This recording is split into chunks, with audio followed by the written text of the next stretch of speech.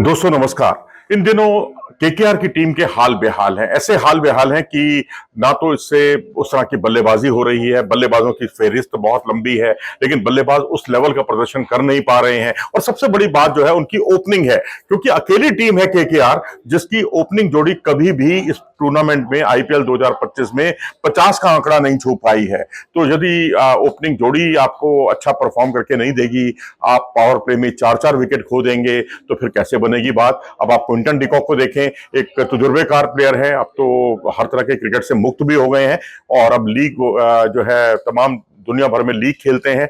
लेकिन उनके साथ भी सबसे बड़ी दिक्कत यही है कि कंसिस्टेंसी लेवल उनका बिल्कुल जीरो हो गया है, क्योंकि एक मैच में वो 97 रन की पारी खेलते हैं, उसके बाद वो वैसा परफॉर्म कर ही नहीं पाते। उनके साथ सुनील नारायण को देखें, वो भी एक या दो पारियां ही अच्छी खेलने के बावजूद अच्छी स्टार्ट को बड़े स्कोर में तब्दील नहीं कर पाते। और उसके बाद ट्राई किया मोइन अली को, मोइन अली जो कि 2015 के वर्ल्ड कप में अपनी इंग्लैंड की टीम से ओपनिंग कर चुके हैं, ओपनिंग का अच्छा खासा तजुर्बा है, लेकिन वो भी बिल्कुल नहीं चल पाए और बड़े सिली शॉट्स खेलकर, खराब शॉट खेलकर वो आउट हुए। और उसके बाद अब आखिरी तुरूप का इक्का जो उनके पास बचा था वो था रहमतुल्लाह गुरबाज, लेकिन गुरबाज भी अभी तक एक ही मैच खेले हैं बतौर ओपनर, लेकिन उनका बल्ला भी नहीं चला और वो भी जल्दी आउट हो गए। एलबीडब्ल्यू आउट किया उनको मोहम्मद सिराज ने।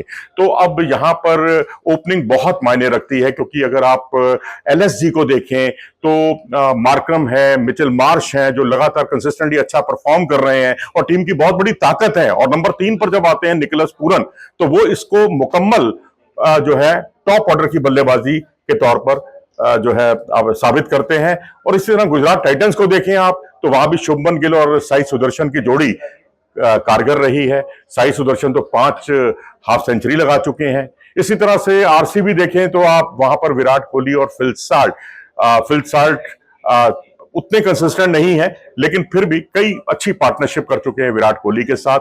और विराट तो लगातार अच्छा रन बना रहे हैं। उनके नाम भी जो है कई हाफ सेंचुरी हैं, जी हाँ, 5 हाफ सेंचुरी उनके भी नाम है। तो अब एक प्लेयर भी अगर चलता है तो वो पारी को लंबा खींच लेता है, लेकिन यहां पर ना गुरबाज, ना मोइन अली और ना ही क्विंटन डिकॉक और ना ही सुनील नारायण, कोई भी नहीं चल पा रहा। तो जब टॉप ऑर्डर आपका इस तरह से परफॉर्म करेगा तो फिर केकेआर के लिए मुश्किलें बढ़ना बहुत लाजमी है। अगर आप इनके आउट होने का तरीका भी देखेंगे तो क्विंटन डिकॉक को न जाने क्या लेंथ बॉल से परेशानी हो रही है कि हर बार एजेस लग रहे हैं, लेंथ बॉल पर उतना पैर नहीं खुल पा रहा उनका।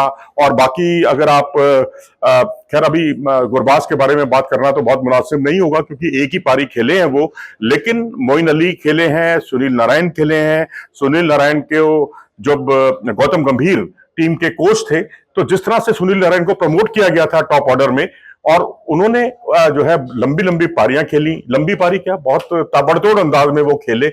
शायद अब उनको वो कॉन्फिडेंस देने वाला कोई प्लेयर है नहीं, पीछे नहीं है कोई भी कोच। तो मुझे लगता है कहीं कोई कम्युनिकेशन गैप है, जिसकी वजह से कोच जैसा चाह रहे हैं वो इंप्लीमेंट नहीं हो पा रहा। आपको क्रियान्वित करना ही होगा, ग्राउंड पर जाकर एक्सेलरेट करना ही होगा। और यदि आप एक्सेलरेट नहीं करते तो कम से कम अपना विकेट बचाएं और दूसरे छोर से रन बनाने की जिम्मा जो है दूसरे को सौंप दें, लेकिन वो भी नहीं हो पा रहा। तो सबसे बड़ी दिक्कत केकेआर की है ओपनिंग जोड़ी का ना चल पाना। और अब तो सिंगल आउट हो गई है जोड़ी, क्योंकि जोड़ियां कई की जा चुकी हैं, 4 प्लेयर ट्राई किए जा चुके हैं।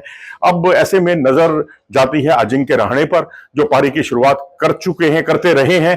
क्या वो पारी की शुरुआत करेंगे गुरबाज के साथ, क्योंकि बहुत हो गया केकेआर के लिए। अब तो केकेआर के लिए डू और डाई वाले मैच बचे हैं, क्योंकि अब तक 8 में से 3 ही मैच वो जीत पाए हैं, लेकिन अभी होड़ से, प्लेऑफ की होड़ से बाहर नहीं हुए।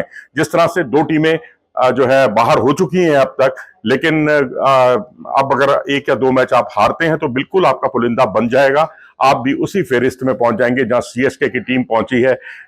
तो अब जाहिर सी बात है कि अब यहां से अगर आप उधर दिल्ली की तरफ देखें तो वहां भी थोड़ी सी परेशानी है। मैकगुर्क जो है उनसे बड़ी उम्मीदें थी कि बड़े स्कोर करेंगे, लेकिन वो नहीं कर पाए। फाफ डू प्लेसी के साथ पारी की शुरुआत की, फिर फाफ डू प्लेसी जो है उनको इंजरी की दिक्कत आ गई, फिर उनकी जगह पर अभिषेक पोरल जो है वो ओपनिंग करने लगे। कभी करुण नायर आए, कभी केएल राहुल आए, यानी ओपनर जो है लगातार ट्राई करता रहा दिल्ली।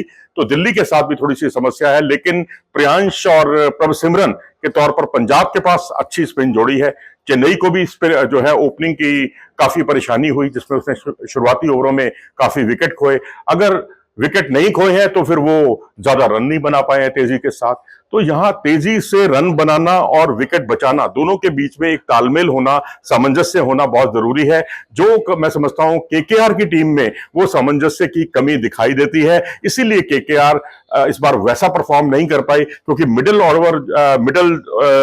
जो ओवर है, मिडिल ओवर में भी उतनी तेजी से रन नहीं बन पा रहे हैं जैसे कि बनने चाहिए, अपेक्षित। अब मुंबई को देखें, वो भी शुरू में संघर्ष कर रही थी, रोहित शर्मा चल ही नहीं पा रहे थे, लेकिन रोहित शर्मा चले तो खूब चले, 2 पारियों में बहुत ही शानदार, पिछली 2 पारियां उनकी बहुत ही अच्छी रही। अब चाहे रिकल्टन चले चाहे रोहित शर्मा चले, लेकिन चलना बहुत जरूरी है। तो कई टीमें हैं जो अभी जूझ रही हैं, लेकिन जो जीटी का और एलएसजी का परफॉर्मेंस है ओपनिंग में, वो बड़ा कमाल का है। मैं समझता हूं हर टीम चाहेगी कि उनको उस तरह का स्टार्ट मिले जैसा कि इन 2 टीमों को मिल रहा है। अपनी राय दे इस बारे में कमेंट सेक्शन में जाकर। नमस्कार।